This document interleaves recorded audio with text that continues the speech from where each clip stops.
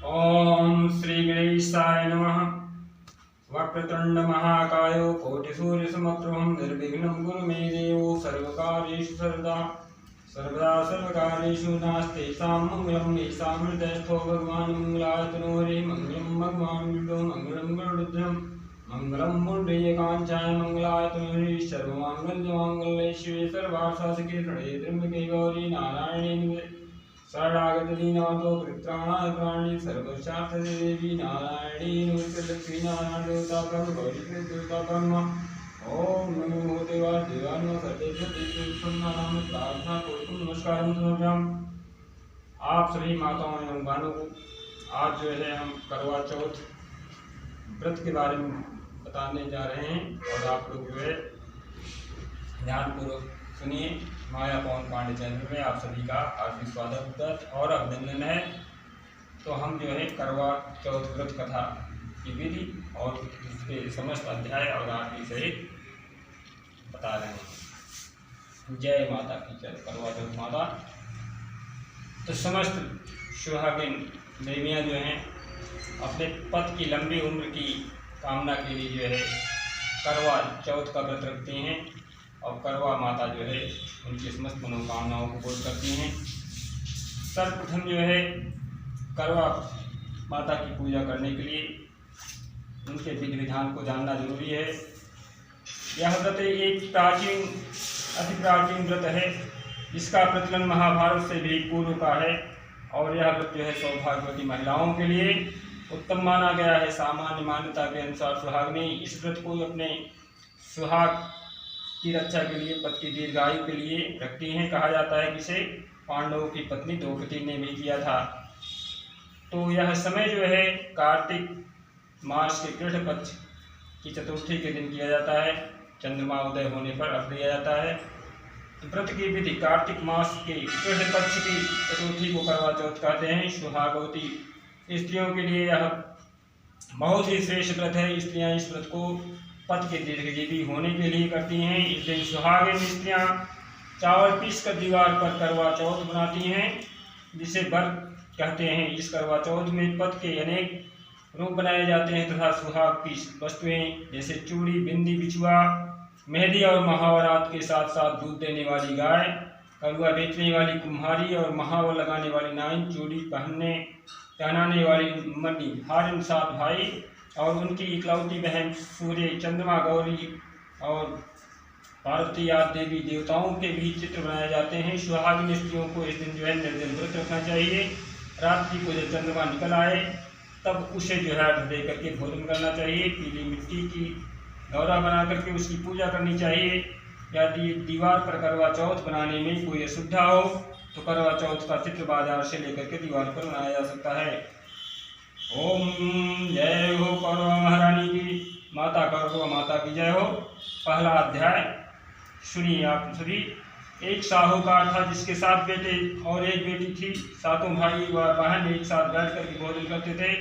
एक दिन कार्तिक की चौथ का व्रत आया तो भाई बोला कि बहन आओ भोजन करें। बहन बोली कि आज करवा चौथ का व्रत है, चाँद उगने पर ही खाऊंगी। तब भाइयों ने सोचा कि चाँद उगने तक बहन भूखी रहेगी। तो एक भाई ने दिया जलाया और दूसरे भाई ने छलनी लेकर उसे ढका और नकली चाँद दिखा करके बहन से कहने लगा कि चल चाँद उगाया है, अर्घ दे ले। बहन अपनी भाभियों से कहने लगी कि चलो अर्घ दे। तो भाभियाँ बोली तुम्हारा चाँद उगा होगा, हमारा चाँद तो रात को उगेगा। बहन ने जब अकेले ही अर्घ दे दिया और खाने लगी तो पहले ही ग्रास में बाल आया और दूसरे ग्रास में जो है कंकड़ आया और तीसरा ग्रास में की ओर जो है किया। तो उसके ससुराल से संदेशा आया कि उसका पति बहुत बीमार है, जल्दी भेजो। माँ ने तब लड़की को विदा किया और कहा कि रास्ते में जो भी मिले उसके पाँव लगना और जो कोई सुहाग का आशीर्वाद दे उसके पल्ले में गांठ लगा करके उसे कुछ रुपए देना। बहन जब भाइयों से विदा हुई तो रास्ते में जो भी मिला उसने यही आशीष दी कि तुम 7 भाइयों की बहन, तुम्हारे भाई सुखी रहें और तुम जो है उनका सुख देखो। सुहाग का आशीष किसी ने भी नहीं दिया। जब वह ससुराल पहुंची तो दरवाजे पर उसकी छोटी नंद खड़ी थी। वह उसके पांव लगी तो उसने कहा कि सुहागिन रहो, सपूती बनो। यह सुन करके उसने जो है अपने पल्ले से गांठ बांधी और ननद को सोने का सिक्का दिया। तब जो है भीतर गई तो सास ने कहा कि पद धरती पर पड़ा है, तो वह उसके पास जाकर उसकी सेवा करने के लिए बैठ गई। बाद में सास ने दासी के साथ बची खुची रोटी भेज दी। इस प्रकार से समय बीतते बीतते मार्गशीर्ष की चौथ आई तो चौथ माता बोली, करवा ले भाइयों की प्यारी करवा ले। लेकिन जब उसे चौथ माता ने नहीं दिया तो जो है जब उसे चौथ माता ने दिखलाई नहीं दी तो वह बोली, हे माता, आपने मुझे उजाड़ा तो आप ही मेरा उद्धार करोगी, आपको मेरा सुहाग देना पड़ेगा। तब उस चौथ माता ने बताया कि पौष की चौथ आएगी, वह मेरे से बड़ी है, उसे ही सब कहना, वही तुम्हारा सुहाग वापस देगी। पौष की चौथ आकर के चली गई, माघ की चली गई, फाल्गुन की चली गई और चैत्र वैशाख ज्येष्ठ आषाढ़ और श्रावण भादों की सभी चौथ आई और यही कह करके चली गई कि आगे वाली को जो है कहना। असौज की चौथ आई तो उसने जो है बताया कि तुम पर कार्तिक की चौथ नाराज है, उसी ने तुम्हारा सुहाग लिया है, वही वापस कर सकती है, वह आएगी तो पौष पाँव पकड़ कर विनती करना, यह बता करके वह चली गई। जब कार्तिक की चौथ आई तो वह गुस्से में बोली, भाइयों की प्यारी करवा